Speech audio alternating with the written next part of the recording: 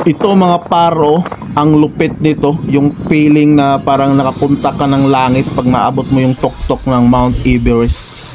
Pero pag nagkamali ka din ng hakbang, sa impyerno din yung ano, yung bagsak mo mga paro. Tulad niyan mga paro, nakahandusay na lang mga par. Grabe pala mga par, kahirap dyan mga par mag mountain climbing sa Mount Everest mga par.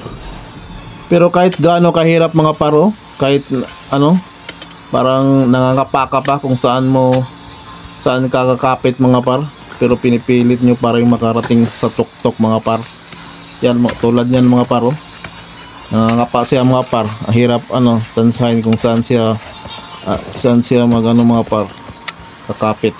Yan, oh.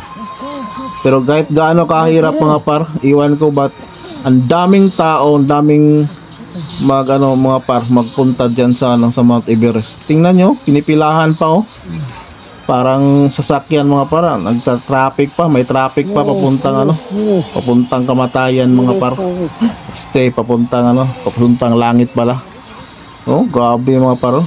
Nakapila pa sila mga par, oh, sa hirap niyan. Nagsiksikan po sila diyan mga par. Tingnan nyo mga par, oh, parang langgam lang mga par, nakapila mga par, ang haba ng pila nila.